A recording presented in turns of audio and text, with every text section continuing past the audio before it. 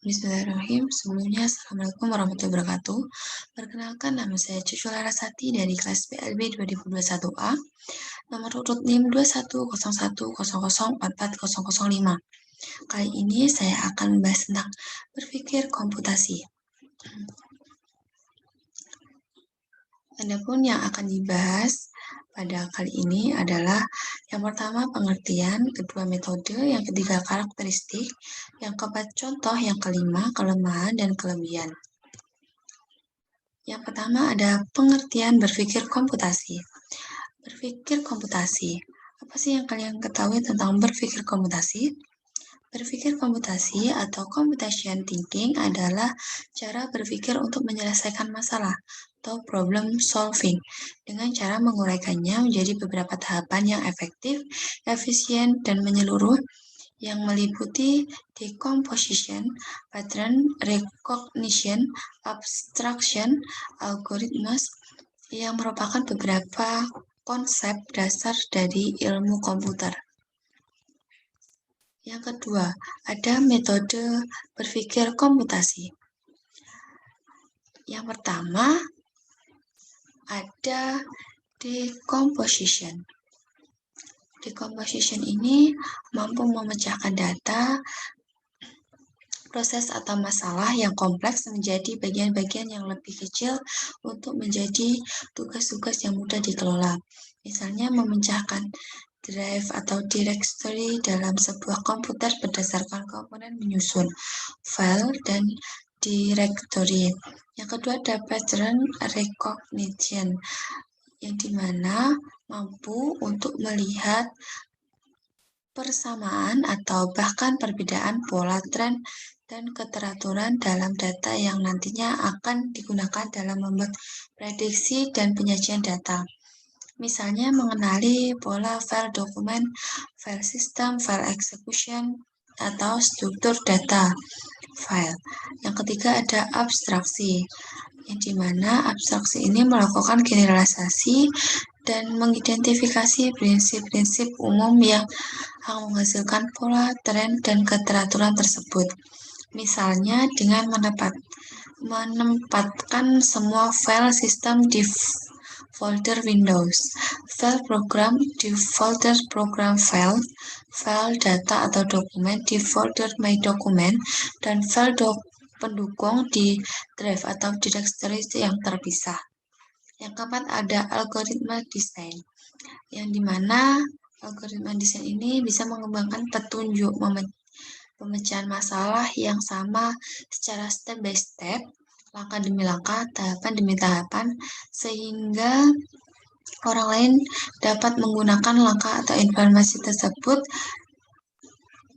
dengan mudah untuk menyelesaikan permasalahan yang sama. Misalnya, bagaimanakah langkah mencari file-file dokumen yang ada dalam sebuah komputer. Yang ketiga, ada karakteristik berpikir komputasi.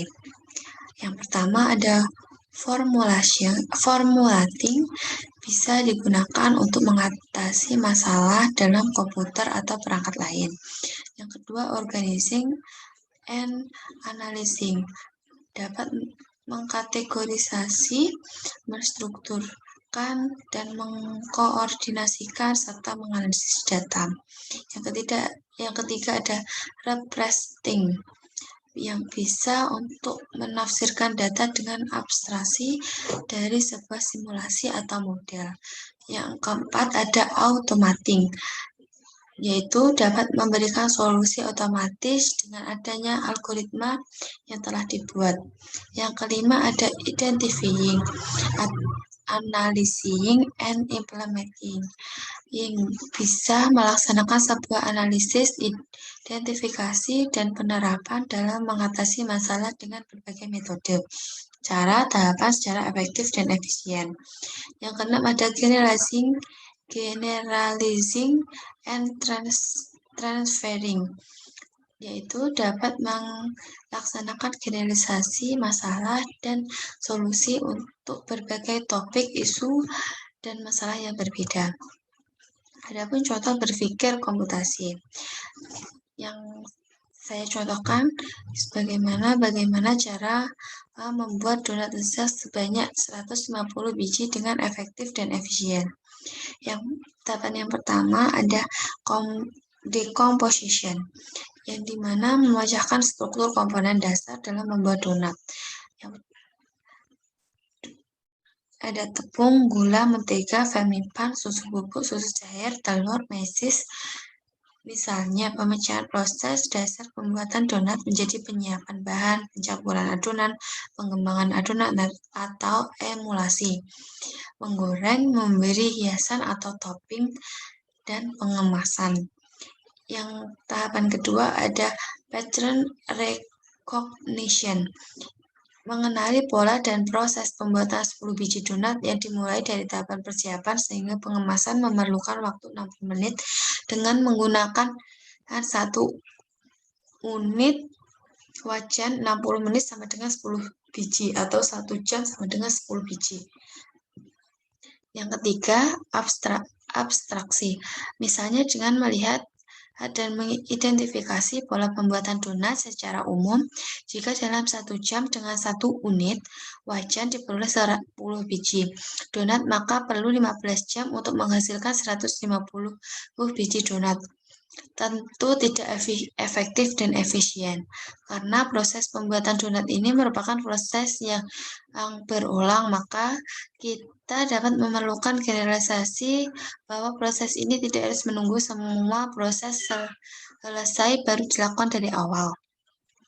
Dengan kata lain, saat donat sudah masuk dalam wajan penggoreng, kita dapat melakukan proses pembuatan adonan kembali tanpa harus menunggu hingga semua proses dilakukan. Dengan demikian, 60 menit menghasilkan 30 biji atau 1 jam menghasilkan 30 biji. Sehingga untuk menghasilkan 150 biji donat dengan 1 unit wajan diperlukan waktu 5 jam. Pertanyaan selanjutnya, bagaimana jika menyediakan 2 buah wajan, maka hanya memerlukan waktu 2,5 jam untuk menghasilkan 150 biji donat. Yang keempat, prosesnya ada algoritma desain, yang dimana langkah dan tahapan membuat donat yang paling efektif dan efisien sesuai dengan pola dan abstraksi sebelum, sehingga tahapan packing atau pengemasan diwujudkan secara lengkap, terukur, dan kreatif. Yang kelima, adapun kelemahan dan kelebihan dalam berpikir komputasi. Kelemahannya, yang pertama, dianggap membuat seseorang tidak kreatif dalam mencari solusi karena terlalu mengikuti urutan yang ada. Yang kedua, kalah pamor dengan teknik pemecahan masalah lain yang lebih mengedepankan kreativitas. Yang ketiga, masih banyak orang yang tidak mengetahui jenis pemikiran ini. Adapun kelebihannya, yang pertama, mencari solusi masalah yang terbilang rumit jadi lebih sederhana dan lebih ringkas. Yang kedua, membuat pencarian solusi jadi lebih efisien. Yang ketiga, dibutuhkan di zaman sekarang yang perlu solusi dalam waktu yang cepat dan tepat. Adapun referensi yang saya ambil.